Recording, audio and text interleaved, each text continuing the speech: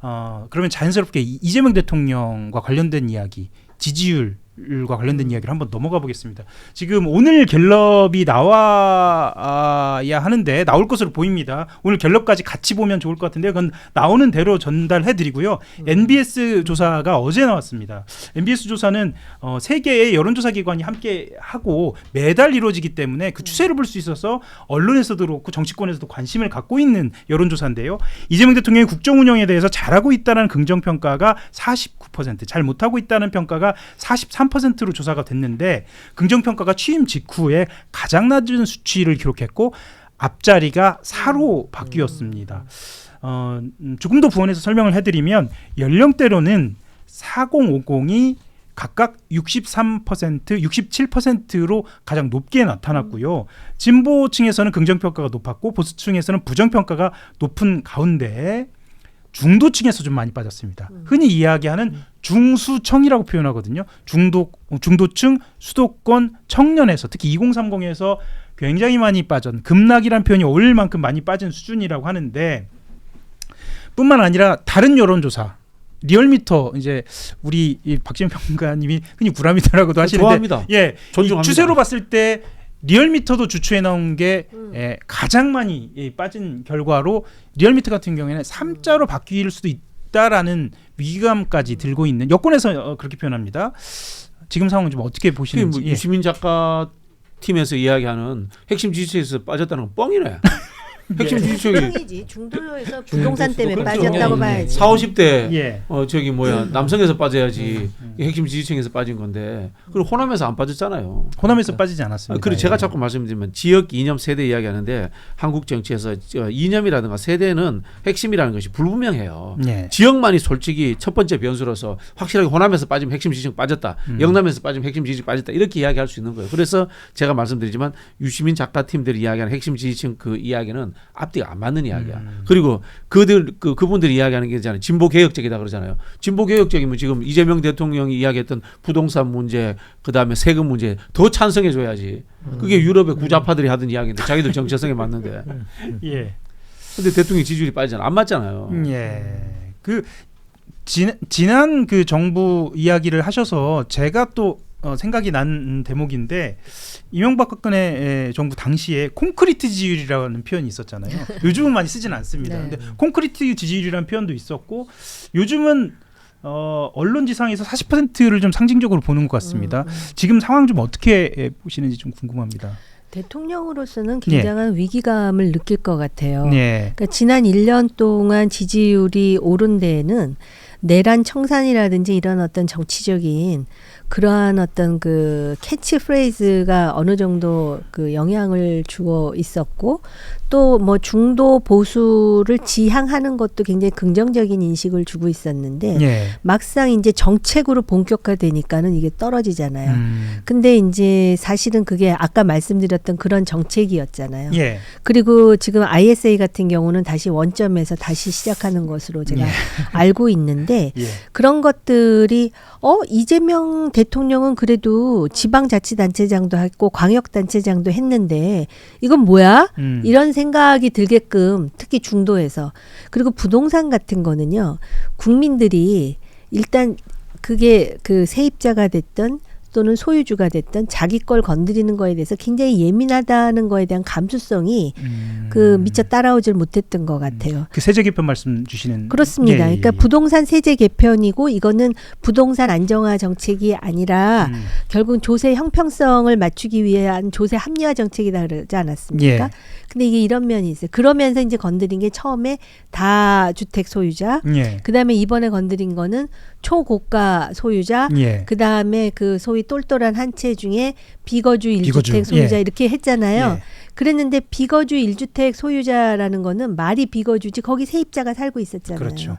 근데 세입자를 건드렸단 말이에요. 아, 결과적으로 그러면은 세입자가 그 세입자가 어디로 가요? 이제 똘똘한 주택 그 소유자들이 이렇게 말한다는 거 아니에요? 우리가 이제 들어가 살아야 되겠습니다. 예. 그러면 이분들이 다른 이제 집을 찾아야 되잖아요. 그러다 보니까 덜 똘똘한 비거주 1주택을 예. 찾아가는 거예요. 예. 그러다 보니까는 덜 똘똘한 주택이 집값이 올라가는 거예요. 예. 그럼 집값이 올라가면 세입자들의 전세 보증금이나 월세 보증금도 같이 달아 올라가는 올라가죠. 거예요. 예. 이게 이렇게 딱 핀셋으로 꽂을 수가 없다니까. 이게 연소되어 있기 때문에 그렇습니다. 예. 그런 상황에서 이제 소위 그러면은 덜 똘똘한 그 비거주 1주택 소유자들은 그런 기분 좋은가? 집값 올라가면 똑같은 부분을 걱정해야 되고 세입자 입장에서는 똑같은 고민을 해야 되고 아까 교수님이 쉬는 시간에 말씀하셨나? 결국은 그 모든 부담을 어디다 전가하겠어요? 아래로 좀 세입자들한테 전가한다니까.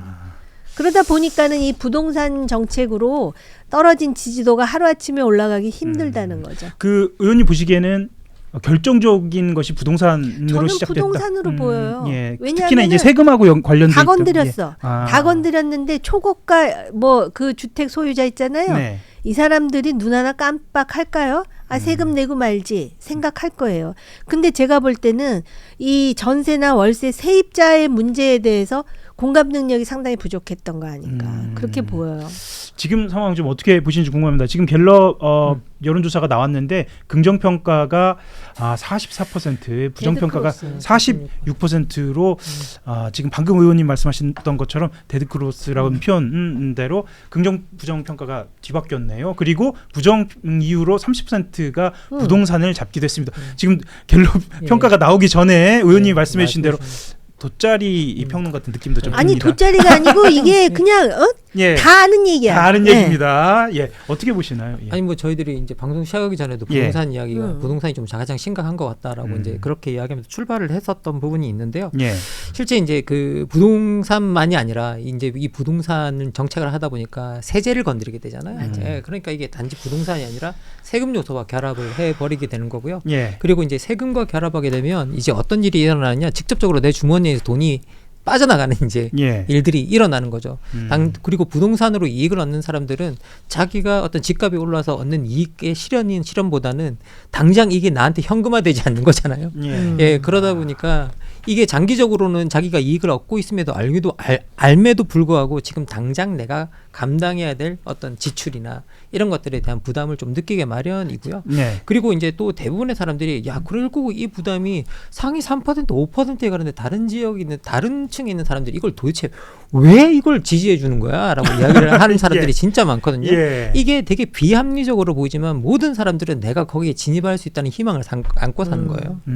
그리고 이제 거기에 자기가 진입했을 때 그게 공감이라기보다는 뭔가 일치시키는 어떤 그 감정을 일치시키는 성향들이 기본적으로 있고요. 그리고 계속 또 말씀드리지만 세금 문제 같은 경우에는 지난주에 박진영 평론가님께서 전 정확하게 좀 말씀해 주셨다고 생각이 드는데 우리나라가 가난을 극복하는 경로가 달랐던 거예요. 서양 같은 경우에는 기본적으로 국가가 세금을 걷어서 가난한 사람들에게 보전하는 방식으로 극복을 했다면 예. 저도 이제 저는 지난 시기에 말씀드렸는데 우리나라 같은 경우에는 개인들에게 세율을 낮춰주고 장시간 노동을 통해서 가난을 극복하게 만들어준 경로거든요. 예. 그러니까 우리나라 사람들이 유독 서양보다 더 능력주에 더 공감하고 노력주에 훨씬 더 맞아요. 공감해요. 예. 그래서 그 부분에 대한 공정을 투사하고 있고요. 투사하고 있는 부분이 분명히 있는 거죠. 저는 또 이해가 안 가는 게 이제 조금 이따 좀 말씀 나누겠습니다만 서울 아닌 지역에서 그러니까 이번에 그 초고가에 대한 과세라든가 그러니까 비거주 1주택과 관련된 여러 가지 개편 수도권이 아닌 지역의 의원이 의원총회에서 우리 지역도 총선에서 끝났다 막 이런 표현을 써요. 그러니까 이게 당연하죠. 해당이 안 되는데도 사람은 이제 그런 게 지금 이렇게 현재의 이익만 고려하는 예. 게 아니라 예. 미래의 희망에 대한 이익도 고려해요. 예. 내가 부자 돼가지고 큰 집도 사고 싶은데 예. 내가 부자 아니잖아. 근데도 그 꿈이 눌린다라고 생각하는 거예요. 그러니까 지방을 전혀 뭐 폄훼하거나 폄하할 의도는 없고요. 그러니까 지방에 있는 그 해당 지역에 있는 아파트가 아무리 비싸져도 지금 과세하고 관련될 수가 없는 지역인데도 우리 총선이 끝났다라는 발언을 하는 거 보니까 저는 이 민심이 아까 말씀하셨던 거 좀 이렇게 가고 있구나. 아니 이게 이제 많이 좀 생각해 보셔야 될 게 뭐냐면 지금 지방의 현실을 보셔야 돼요. 왜냐하면 지방에 있는 부모님들은 자기 자신만 생각하면 그렇게 반응하지 않을 수도 있어요. 왜? 자기 아이들이 다 수도권으로 가요. 그런 측면이 있군요. 자기 모두가 아이들이 다 연결이 돼 예, 있군요. 수도권으로 예. 가요. 그렇죠. 그리고 특히 여러분 그 여성들이 민감하게 주택에 반응한다고 이야기를 하잖아요. 예. 이유가 있어요. 첫 번째는 안전 이슈도 있겠지만 지방의 여성들이 일자리가 없어서 수도권으로 와요. 그 안전과 예. 수도권 예. 쏠림이 다 연동이 되어 있군요. 다 연동이 되어 있어요. 쉽지 않습니다. 그래서 이게 기본적으로 모든 게 다 연계가 돼 있고 생각해 보면 부모님들이 야 나만 생각하면 괜찮은데 항상 우리 부모님 세대가 뭐 생각하는 건 뭐예요? 다음 세대, 내 자식 세대를 생각하잖아요. 근데 그런 것들이 항상 연관이 되어 있고 그리고 항상 우리가 능력주의 이야기하면 능력 있는 사람이 성공하는 게 당연하지라고 생각하지만 성공하는 사람은 진짜 5% 10%밖에 안 되는 거 사람들은 다 알거든요. 그런 알매도 불구하고 이걸 다 숭상하는 이유는 뭐냐면 나는 못했어도 내 자식은 할 수 있을 거야. 아니 예. 우리가 여기까지 온 게 바로 그런 힘이야. 예, 그런 예. 동기부여 때문에 엄마들이 정말 이구지구 하면서도 내 자식은 공부시키고 예. 그래서 뭔가 성공시키고 이런 힘, 교육의 힘, 그리고 그 엄마의 힘, 그러면서 지방에서 전부 서울로 보내는 그런 걸로 사실 우리가 이렇게 굉장히 김한분 빠른 교수가 부산에서 올라왔고 제가 전라북도에서 올라온 그 힘이군요. 예. 그게 다 어머니들의 교육열. 나는 못 먹고 그래도 예. 내 자식은 가르치겠다. 쉽지 근데 않은 것 그런 같습니다. 거에 대한 어떤 예. 모티베이션을 이런 식으로 하는 거에 대한 불만이 음. 지역에서도 나오는 그리고 거지. 가장 결정적인 건 자식 대에서 이게 이 욕망이 안 끝난다고 능력주의 연구자들이 다 이야기해요. 왜? 내 자식이 못할 거 뻔히 보이면 그 다음 때로 물린다는 거예요. 이야기가 그러니까 대통령 지지율에 대한 이야기가 예. 여기까지 흘러왔는데 사실 전당대회 이야기로 연결을 지어서 이야기 조금 더 들어가 보겠습니다. 뭐냐면 이 지지율이 떨어지는 이 원인 진단에 대해서 물론 이제 박지원 평론가 이미 답을 내놓아 주신 것 같습니다만 김민석, 송영길 후보 같은 경우에는 부동산을 먼저 꼽습니다. 부동산 주식시장 그리고 당적 불협화음, 그러니까 당정이 원활하게 지내지 못한 이것을 원인으로 꼽았고 직전 당대표였던 정청래 후보 같은 경우에는 개혁성 퇴조, 그러니까 강성 지지층 이탈을 원인으로 꼽았습니다. 그리고 지금 이 시간에도 그것을 강조해서 이야기를 하고 있어요. 이 장면에 대해서 좀 짚고 넘어가죠. 여론조사에 다 나오잖아요. 저희가 뭐 평론할 것도 없어요. 왜 예, 지지율이 예. 떨어졌는지는. 예. 저는 다 나온다고 보고요. 근데 오늘 원장님 너무 염세적이시다.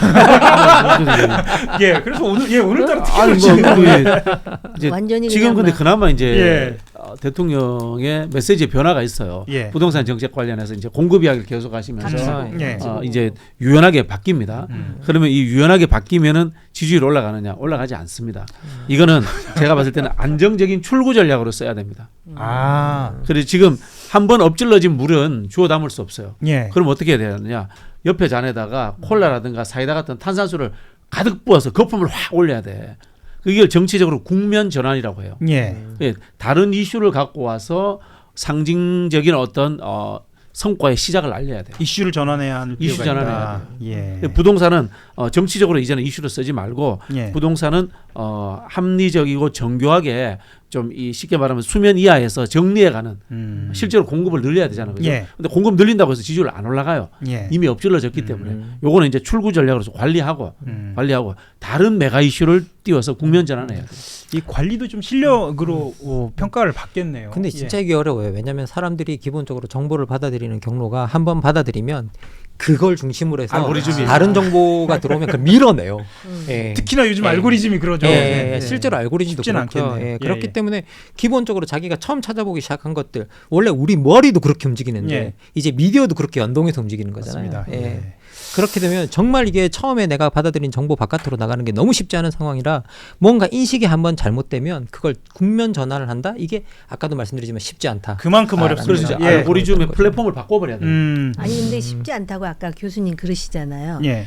근데 제가 닥치고 공급에서 한마디 안 할 수가 없는 게 뭐 염창동 천세대 예. 뭐 이제 그다음에 얘기할까요? 2029년에 네. 과천하고 태릉 얘기를 하거든요. 네. 근데 그걸 2029년에 착공한다라고 하는 거에 대해서 요렇게 고개가 갸우뚱해진다는 거야. 왜냐하면 30년에 대선이 있잖아. 네. 근데 이거를 지금 빨리 흙이라도 파는 걸 보여주는 게 오히려 국면 전환에 도움이 될 텐데 지금 제일 그래도 그나마 물론 논란은 있지만 과천하고 태릉을 딱 2029년으로 이렇게 미뤘다라는 것도 그렇고 그럼 염창동이라도 빨리 흙을 파든지 뭔가 그런 게 보여야 되거든요. 그런데다가 뭐 7만 몇 호는 지금 그 서울시하고 협의가 그렇죠. 안 돼가지고 예. 또 안 된다 그러고 그러면서 자꾸 용산 어린이 정원은 난 그 얘기하면 안 된다고 봐. 그러니까 당장 용산 어린이 정원에 집을 졌을 때 거기가 어떤 모습일지가 벌써 딱 보여지잖아. 예. 그런데 제가 볼 때는 이거 부동산은 다른 걸로는 안 되고요.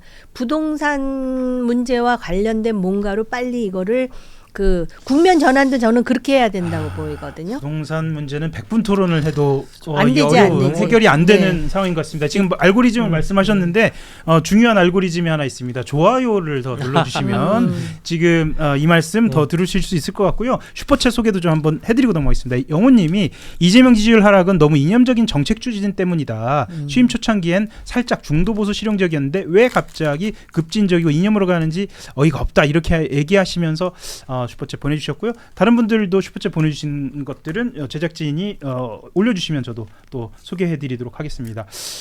시간 제약 때문에 다음 주제로 넘어갈 네, 수밖에 네. 없습니다. 전당대회 지금 총정리를 좀 하고 있는데요. 사실은 언론지상에 등장하는 것은 당대표보다 최고위원이 더 많습니다. 예. 당내 관심은 최고위원 몇 대 몇이냐로 쏠려 있는 경우도 많고 수석 최고위원이 누가 되느냐에도 관심이 많은데 이미 박지훈 평론가님 말씀 주셨고 김만곤 교수님도 말씀 주신 상황입니다. 지금 상황에서는 간단하게 설명드리면 5위를 둘러싸고 친천계 이성윤 후보 그리고 친명계 김용 후보가 경쟁 구도로 있고요. 친천계 같은 경우에는 지금까지는 최민희 후보를 중심으로 놓고 나머지 한민수, 이성윤 후보를 찍자라고 해서 수석을 최민희 후보로 올리는 방향이었다가 이성윤 후보를 5위 안으로 진입시키기 위해서 이성윤 후보를 중심으로 놓고 나머지 후보를 배치해서 한번 찍어보자라는 이런 웹자부가 돌고 있을 정도로 전략을 좀 달리 가고 있습니다. 지금 상황 좀 어떻게 보고 계신지 의원님 말씀 한번 들어볼까요? 예. 친천계가 그런 전술은 아주 능한 것 같습니다. 그래서 지금 아마 3명을 올리자라는 것인데 네. 아마 또 뉴 이재명계에서는 안정적으로 하려면은 친명계가 3명이어야 된다라는 생각을 하지 않겠습니까? 예. 그런데 지금 그 이성윤 후보가 이제 결국은 올라올 것인지 그게 이제 관전 포인트인데 아마 친명계 입장에서는 김용까지로 해서 5등으로 끊는 게 그나마 이제 안정적인 그런 어떤 당권을 운영하는데 도움이 되지 않는가 이렇게 생각할 것 같거든요. 근데 요게 예. 요렇게 전략을 짜면 요대로 되는지 그건 제가 잘 모르겠는데 지금 예. 아까도 얘기했듯이 수도권에서의 여론이 예. 뭔가 이제 그 상당히 그 달리 보이는 그런 여론조사도 나오기 때문에 아마 그 김민서 후보 측에서는 긴장하고 있는 게 아닌가.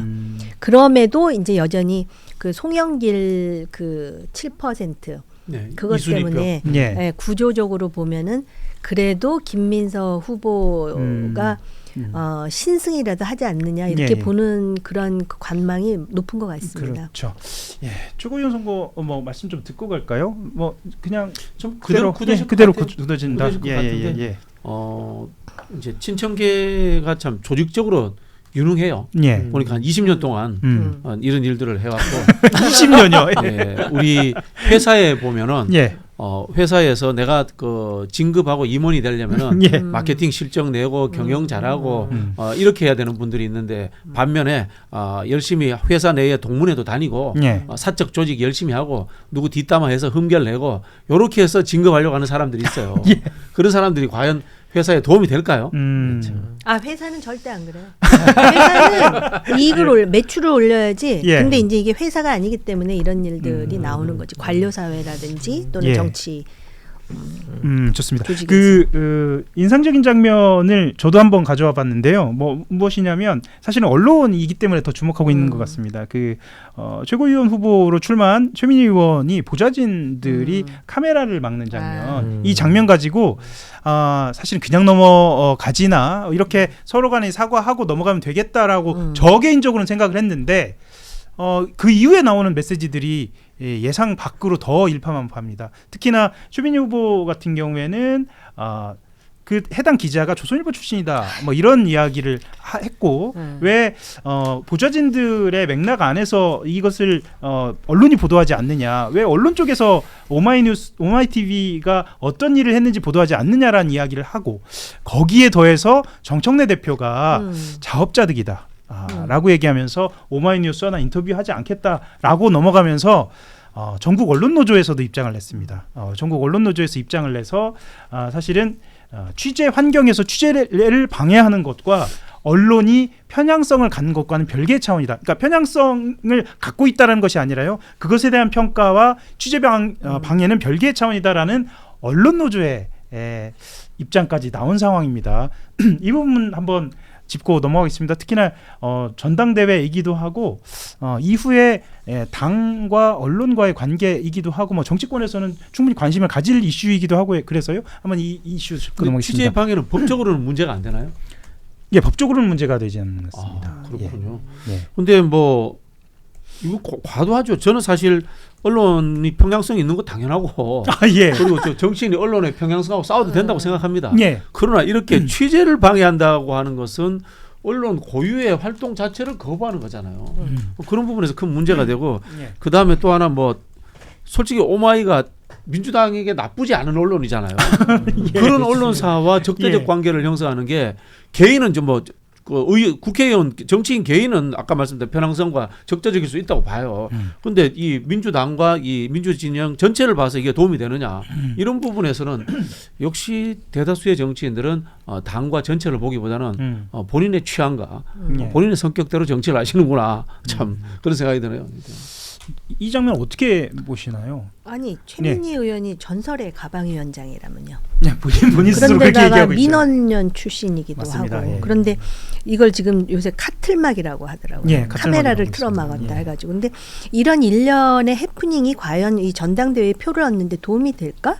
그런 생각이 드네요. 그런데 이걸 또 정청래 후보가 자업자득이라고 얘기를 하더라고요. 갈라치기 하는 예. 거예요. 근데 보면은 정청래 후보가 그동안에 이렇게 언론 노출을 보면은 특정 유튜브 언론 아니면 잘 나오지도 않고 그런 예. 것 때문에도 사람들 입에 많이 오르내렸는데 지금 대한민국의 대표적인 책임 여당의 대표가 되는 거 아닙니까?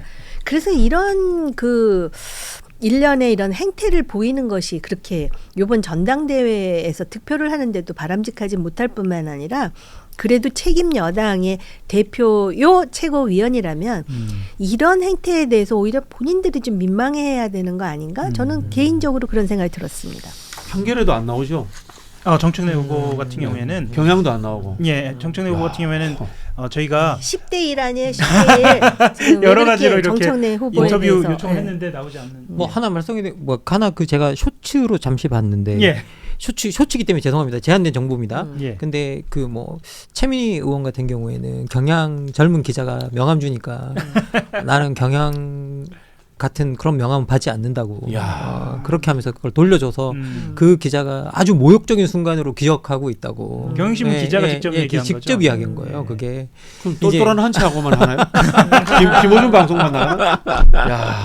그러니까 이제 이게 어떻게 보면 언론을 예. 대하는 이제 언론 간에 문제가 있다라는 거죠. 예. 생각해 보면.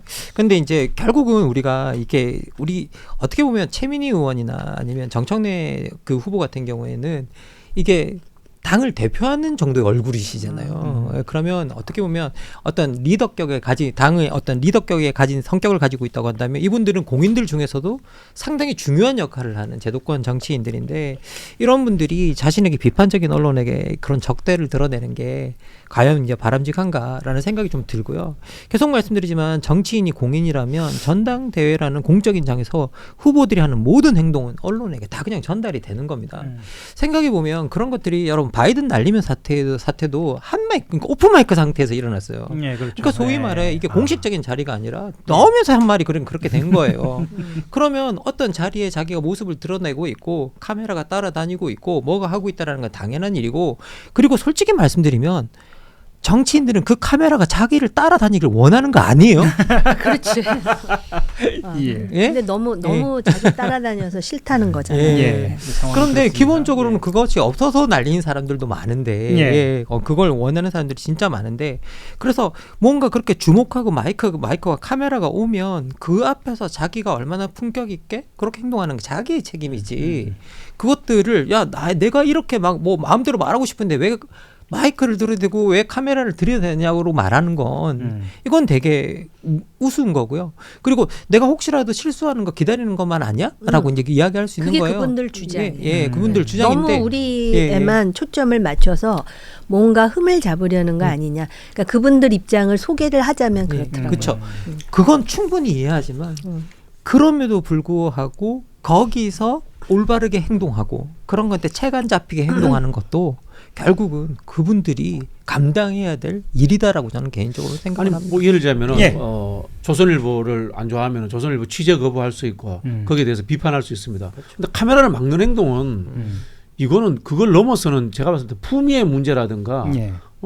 굉장히 큰 문제 같아요. 솔직히 말씀드리면 이거 뭐 과잉 적용하자면은 당의 기구에서 여기에 대해서 어떤 뭐 공적인 기구에서 입장 가져야 되는 거 아닌가 이런 생각까지 듭니다. 솔직히. 그러니까 전체적인 차원에서 그러니까 당의 차원에서 봤을 때는 그렇죠. 그렇게 문제가 될 수도 있겠다.